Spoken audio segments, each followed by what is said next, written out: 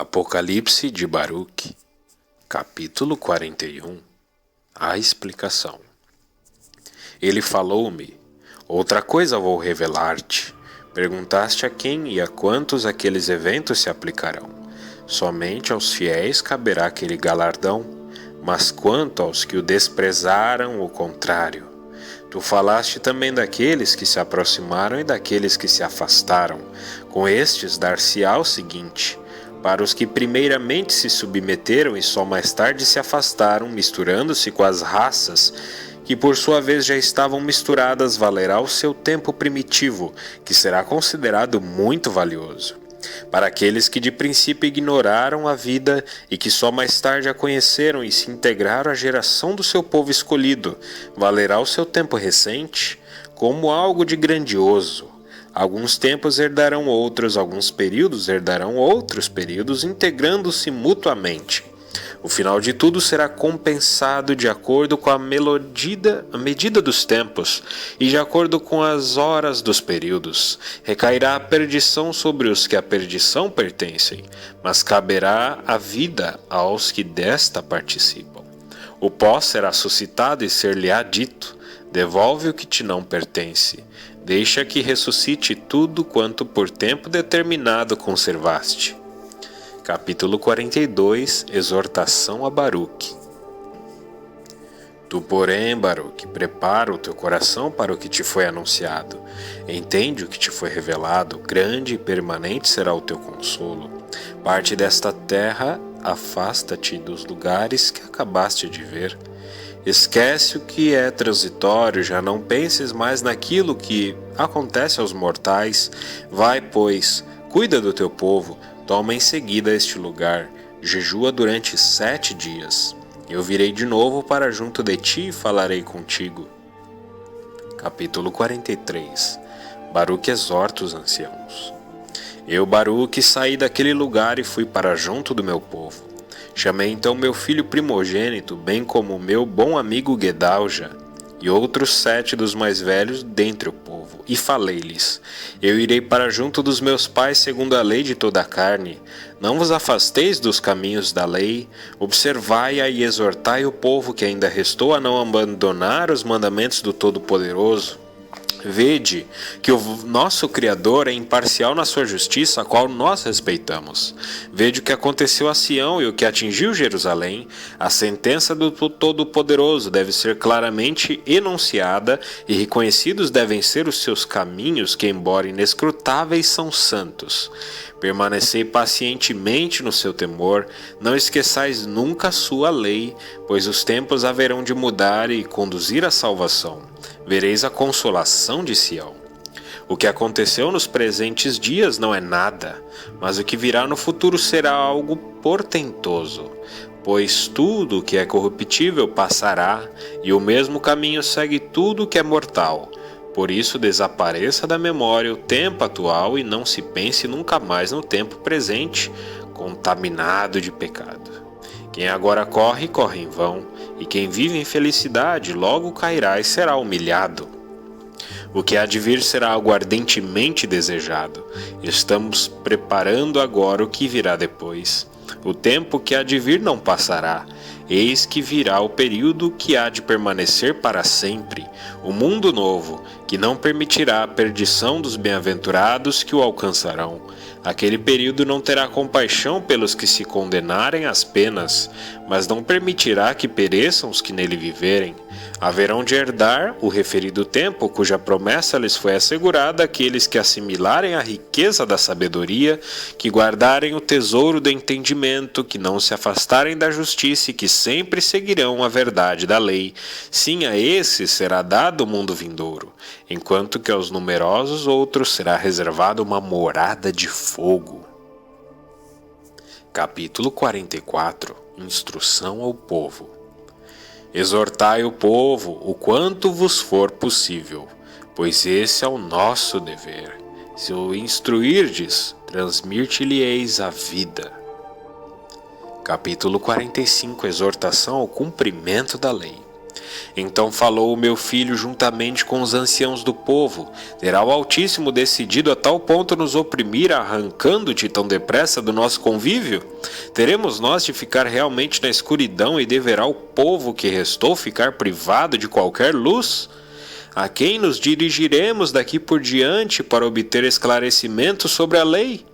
Quem nos haverá de mostrar a diferença existente entre a morte e a vida? Falei a eles: eu não posso opor-me ao trono do Altíssimo, mas não faltará a Israel um sábio, nem ao povo de Jacó um discípulo da lei. Deixai unicamente preparados os vossos corações para ser desobedientes à lei e para submeter-vos àqueles que são sábios e esclarecidos. Não vos afasteis deles de forma alguma. Se isso cumprirdes, alcançareis aquelas promessas que por mim vos foram anteriormente anunciadas. Nunca sereis vítimas da desgraça, disso agora mesmo eu vos asseguro. O fato de minha partida, isso eu vos omiti, bem como ao meu filho. Capítulo 46 – Jejum de Baruque. Enquanto eu saía e os deixava afastando-me daquele lugar, disse-lhes ainda: agora eu irei até o Hebrom, para lá me envie o Todo-Poderoso. Assim cheguei àquele lugar no qual uma palavra me estava reservada. Ali eu me sentei e jejuei por 7 dias. Capítulo 47 – Oração de Baruque. Depois do 7º dia falei em súplica diante do Todo-Poderoso. Meu Senhor, tu ordenas que venham os tempos, e eles de imediato se apresentam diante de ti. Tu estabeleces o regime dos astros, e eles não se te opõem. Tu ordenas o suceder das estações, e elas te obedecem. Unicamente tu conheces a duração das gerações, mas não revelas teus segredos à multidão. Tu regulas a intensidade do fogo e equilibras a velocidade dos ventos. Tu exploras os confins do firmamento e sondas os abismos das trevas. Tu determinas o número dos que perecerão, o número dos que hão de permanecer, e preparas uma morada para os que ainda virão. Tu conheces o princípio das coisas por ti criadas, e tem presente a destruição futura. Com ameaças terríveis e coerção, tu comandas o fogo que se propaga ao vento. Por tua palavra chamas à existência aquilo que não é. Com grande poder tu imperas sobre as coisas que ainda não são. Com o teu olhar orientas as criaturas, tomas sábias as esferas para que obedeçam à ordem estabelecida. Legiões de cortes estão na tua presença e ao teu aceno atendem alegremente com os seus cânticos. Ouve agora o teu servo e dá atenção aos meus rogos. Num curto espaço de tempo nascemos, e em curto espaço de tempo desaparecemos. As horas para ti são como os anos, e os dias iguais às gerações. Não lances tua ira sobre o homem, ele não é nada. Não leves em consideração as nossas obras, que somos nós, enfim? Chegamos ao mundo por graça tua, e dele partimos não por vontade nossa. Nós não dissemos aos nossos pais, gerai-nos, nem ordenamos ao mundo inferior, dizendo, recebe-nos. Qual a nossa força para atrair tua ira? Quem somos nós, afinal, para merecermos um julgamento? Julga-nos segundo tua misericórdia, socorre-nos na tua mansidão. Olha para os poucos que a ti se submeteram. Salva todos aqueles que de ti se aproximaram. Não tires a esperança do nosso povo, não diminuas os períodos do nosso amparo. Este é o povo que tu escolheste e não encontraste outro igual a ele. Desejo agora falar na tua presença e dizer o que vai no meu coração. Nós confiamos em ti. Tua lei está conosco, sabemos também que não havemos de cair enquanto permanecermos nos mandamentos da tua aliança. Salva-nos por todo sempre. Nunca mais nos misturaremos com outras gentes. Nós somos um povo que traz um nome glorioso e que de alguém recebemos uma lei. E a lei que entre nós persiste ao nosso arrimo, a sabedoria que prezamos, por excelência ao nosso amparo. Após essa oração, eu estava profundamente exausto. E ele falou-me, tu oras, Baruque, com honestidade. Todas as palavras tuas encontraram ouvidos atentos. Todavia o meu julgamento segue o seu curso e a minha lei exige o seu cumprimento. Eu darei resposta às tuas indagações e em vista de tua oração falarei contigo. Presta atenção e entende a realidade. Aquilo que é perecível é como se não existisse. Contudo, se o perecível praticou a impiedade, é como se fosse capaz de algo. Não levou em consideração a minha bondade, tornando-se inútil a minha magnanimidade. Por essa razão, tu serás apartado por minha determinação, como anteriormente anunciei. Chegado é o tempo que eu te havia predito. Eis que é chegado o momento da tribulação. Ela virá e seu ímpeto será avassalador. Ela propagará o desespero em meio a constantes ataques de ira. Naqueles dias todos os habitantes da terra revoltar-se-ão uns contra os outros, pois não saberão que é chegada a hora do meu julgamento. Naqueles dias será pequeno o número dos sábios e poucas serão as pessoas conscientes do que se passará. Os que souberem preferirão ficar em silêncio. Muitos serão os boatos e grande será a profusão de novidades, e darão asas à imaginação. Muito se falará de previsões, umas totalmente vãs, outras se cumprirão. A honra converter-se-á em vergonha, o poder será reduzido ao desprezo, a força verdadeira desaparecerá, a beleza não passará de futilidade. Naqueles dias uns dirão aos outros: onde está o grande entendimento? Onde se escondeu a muita sabedoria? E enquanto se entretiverem com esses pensamentos, nascerão ciúmes naqueles que por si próprios não possuíam nada. As paixões acometerão os pacíficos, e muitos serão arrebatados pela cólera e ferirão a muitos. Exércitos incitar-se-ão ao derramamento de sangue, e finalmente todos conjuntamente perecerão. A mudança dos tempos será naqueles dias clara e patente para todos, porque nos dias passados encheram-se de contaminação. Praticaram a fraude, seguindo cada um os seus caminhos, relegando ao esquecimento a lei do Todo-Poderoso. Por isso as chamas devorarão os seus intentos. Os pensamentos secretos serão provados pelo fogo. O julgador virá e ele não hesitará. Cada um dos habitantes da terra poderia saber quando se comportou com arrogância, mas o seu orgulho impediu-os de conhecer a minha lei. Em verdade, muitos chorarão bem mais pelos vivos do que pelos mortos. Eu disse: que fizeste, Adão, a todos os que de ti procederam? E o que diremos da Eva, por ter dado ouvidos à serpente? Toda a grande multidão será entregue à ruína, inumeráveis aqueles que serão devorados pelo fogo. Na tua presença ainda desejo dizer o seguinte: ó tu, Senhor meu Deus, conheces perfeitamente o que existe na tua criação, pois no princípio ordenaste ao pó que formaste Adão. Conheces também o número de todos aqueles que dele se originaram, e como até agora se comportaram e como pecaram contra ti, não te reconhecendo como seu Criador. Por isso impõe-se o seu fim, castiga-os com a tua lei, que foi por eles transgredida. Ele disse: mas agora esqueçamos os pecadores e rezemos pelos justos. Desejo falar da felicidade destes, não calar, mas enaltecer a glória que para eles já está preparada. Da mesma forma como vós, neste curto espaço de tempo, neste mundo efêmero em que viveis, tendes suportado muitas fadigas, assim, muita luz vos está reservada naquele mundo que não terá fim. Capítulo 48. Pergunta sobre a ressurreição.